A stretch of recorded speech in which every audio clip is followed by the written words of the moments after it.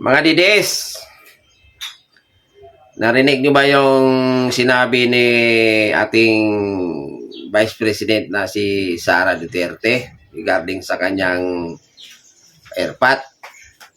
No? So, yung mga ibang didis dito na umaasa pa rin na makakauwi si Duterte, si former President Duterte. So, sana ay malinaw na, no? Malinaw na sa inyo na si Duterte ay hindi na talaga siya makakauwi dito. Hindi na talaga siya lang makauwi. Kasi mismong si Sara Duterte na talaga ang nagsasabi niyan. No? Nakakalungkot man isipin, pero tanggapin natin ang katotohanan na ang ating kagalang-galang na former president ay di na talaga makakabalik dito sa Pilipinas. Maliban na lang kung mananalo siya sa kanyang kasong kinakaharap sa ICC. Pero matagal na panahon pa yun. Mabahabang panahon pa yun ang gugulin nila doon. Kaya sa mga DDS dyan, na katulad ko na DDS din, ayan yung nagpapatunay. Yan yung nagpapatunay na ako'y isang DDS. Nalungkot din ako. Katulad nyo, nung narinig ko yung sinabi ng ating Vice President kagabi, na kinonfirm niya talaga na hindi na makakabalik ang kanyang airpot, ay nalungkot din ako katulad nyo. So, ayun. Kaya guys, mga DDS, mag-move on na tayo. No? Mag-move on na tayo na at tanggapin na lang talaga natin na siguro tanggapin na lang natin na sa kabila ng lahat na naman na magagandang nagagawa ni former President Duterte sa ating bansa, ay yun pala ang kapalit, no? Sa kabila ng napakadami niyang nagawa at napakadaming mga Pilipinong nakabenepisyo sa kanyang mga nagawa nung siya ay naging presidente ng ating bansa, ang kapalit pala noon ay masakit. Ang kapalit pala noon ay dadalhin pala siya sa ICC.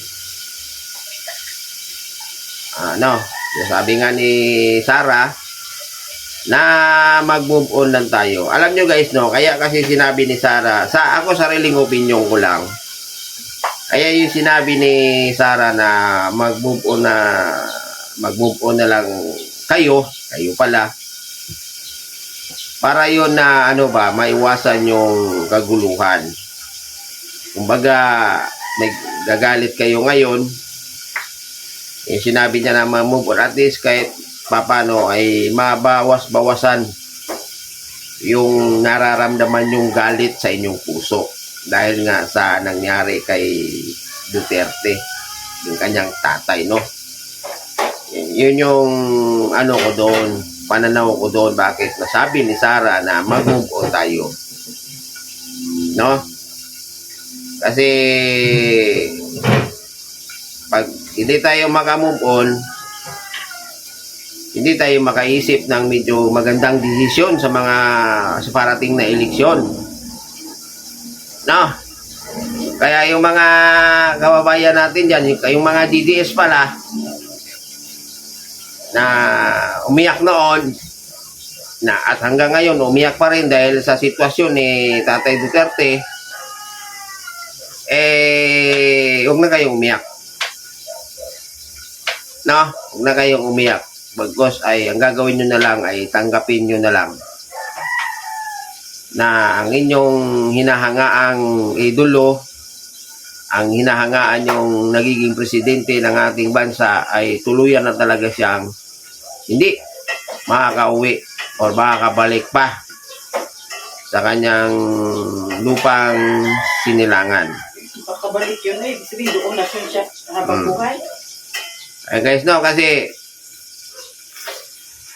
mismong si Vice President na mismo ang nagsabi at ang kanyang anak na si Sara Duterte na nagsabi na hindi na talaga makakabalik ang kanyang tatay. No? Kaya yun ang ano natin ngayon. Ang gagawin natin ngayon ay lalong-lalo na yung mga kababayan natin na dyan sa Mindanao. Usap-usapan kasi dito sa social media na may mga grupo dyan sa Mindanao na kaya mapapayo ko lang din sa inyo guys ay mag-move on na talaga.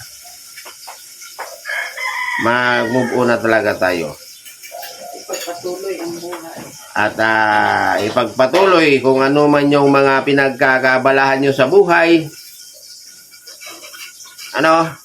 Tuloy nyo lang. At siyempre, kahit na sinabi ni Sara Duterte, magbigay pa rin tayo ng kunting pag-asa. Kunting pag-asa lang kaysa walang pag-asa. Magbigay pa rin tayo ng kunting pag-asa na makakabalik si former President Hindi man sa ngayon. Duterte. Pero darating ang araw. Hindi man ngayon, pero along-long time ago, along-long mahabang panahon, darating ang araw, pagising mo, mabalitaan mo na lang dito sa akin na nakabalik na pala or makakabalik na pala ang inyong hinahangaang presidente na si Duterte. Katulad ko guys, ako guys, sa simula pa lang, nakamove on na talaga ako. Bakit? Kaya kayong mga hindi pa nakamove on, pakiusap ko sa inyo, pagkatapos mong panoorin tong video na to, na mga DDS na hindi pa nakamove on, after nyong mapanood tong video na to, 10 minuto lang naman to, Ay, mag-move on na rin kayo. Mag-move on na rin kayo. Diba? Kasi guys, kung hindi kayo mag-move on kasi, hindi kayo makapokus. Hindi kayo makapokus sa araw-araw na pinagkakabalahan nyo sa buhay. Tulad na lang trabaho, sa inyong negosyo, pag-asikaso sa inyong mga palayan, sa inyong mga kung farmers ka, di ba?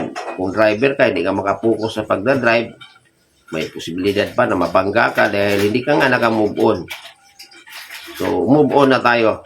Tanggapin na natin ang katotohanan na si former President Duterte ay hindi na talaga siya makakabalik. At huwag tayong mag-alala kasi mismong anak niya nagsasabi na okay naman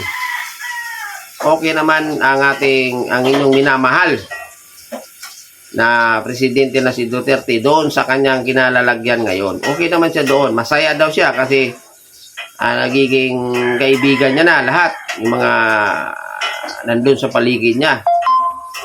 Doon sa Netherlands. Naging kaibigan niya na lahat. Kaya para lang ding, alam mo naman si Duterte na palabiro, no? So, nakuha niya na yung kiliti ng mga taong kasama niya doon sa Netherlands. So, once again, muli, mga DDS, nagatulad ko, DDS din. Baka sabihin nyo, hindi ako DDS. DDS ako niyan, guys.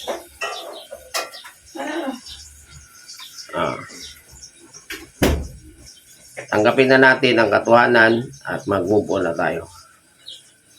DDS, ito ang simbolo. Simbolo to na Duterte ka. So dahil Duterte ka, mag-move on ka na.